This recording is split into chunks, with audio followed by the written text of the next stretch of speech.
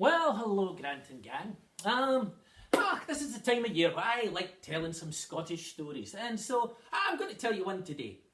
This is a story all about a Kelpie. Now, there's stories about Kelpies that are nasty. Oh, because Kelpies usually are, you know. Yeah, you all know what a Kelpie is, don't you? Aye, some of you have been to see the Kelpies. They're horses, but not any ordinary horse. Kelpies were water horses. And they were great, big, enormous horses, the colour of my sweatshirt here.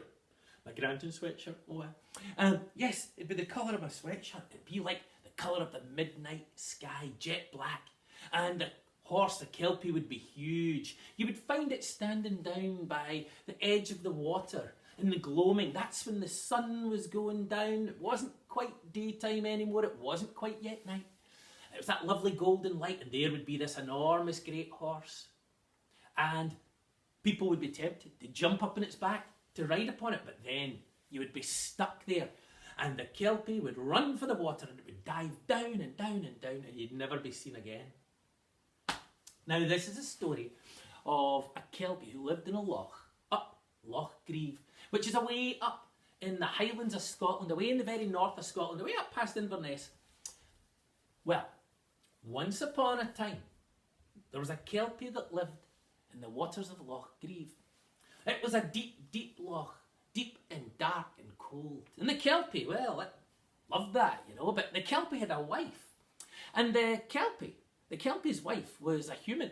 And, well, she loved the Kelpie very much. He was a kind and gentle creature, actually. But he was very good to her. But, see, living at the bottom of that loch, it was very hard for the woman. She was always shivering and cold. And, she would sit there and shiver. And it was winter time, and the waters were that icy cold. One day she said to the Kelpie, she said, Husband, I can't bear this any longer. It's so dark and cold down here. I'm chilled right through to my bones, my veins. The Kelpie started to worry that his wife might decide to go back to her home up on the land. And he thought, this is terrible. I can't have this. He said, Wife, give me 3 days and I will make sure that you are warm. Give me 3 days and I promise you, you'll be warm forevermore.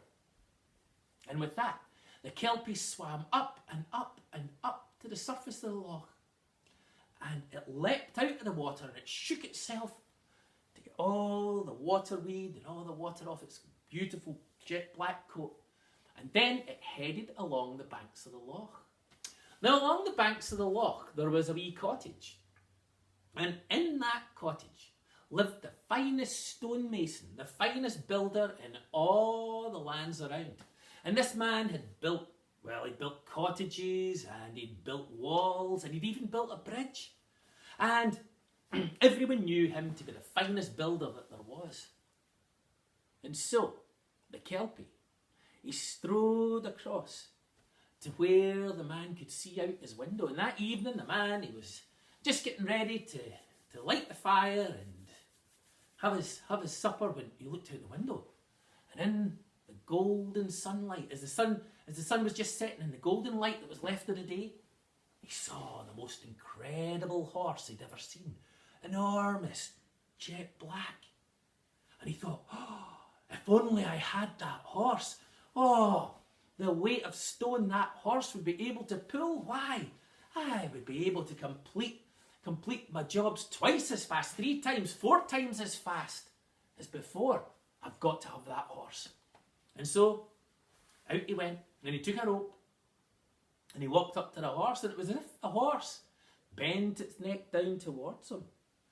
And he slipped the rope round its neck, and he went to pull it, to take it to his house and tie it up, but the horse wouldn't move. And he thought, well, there's nothing for it. I'll need to climb up on its back. And so he grabbed hold of the horse's mane and he heaved himself up, and he got his leg over its back, and he went to kick it in the sides when all of a sudden he realised that he was stuck fast to the horse's side. He couldn't get up, he was stuck. And then the horse's mane started to twist and turn around his hands so that they were tied together. And then all of a sudden, the horse set off, thundering towards the water, and it plunged down, and the man screamed. And he thought he was going to drown, but he didn't. Because you see, this, of course, was the Kelpie.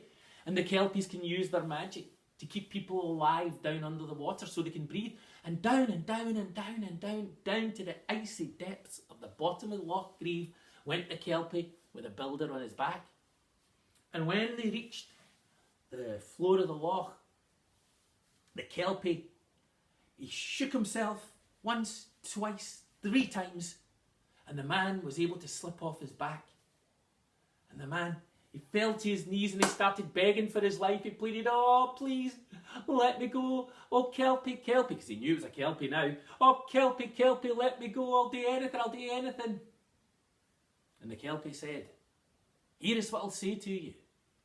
If you build my wife a hearth and a chimney, then I will not only let you go, I will provide food for you and your family for the rest of your days. You will always have fish fresh in the morning, sitting waiting for you at the loch's edge. If you can build a hearth and a lum in 3 days." So the hearth, that was like the fireplace, and the lum, well, that was the chimney.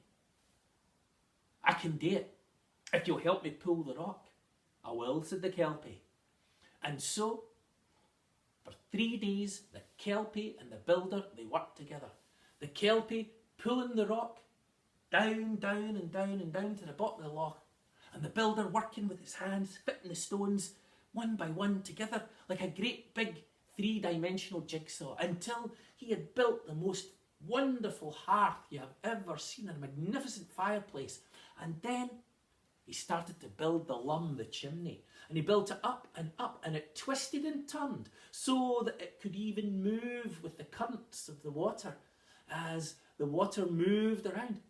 This incredible chimney, this lum that went up and up, spiralling upwards and upwards and upwards, just to the very surface.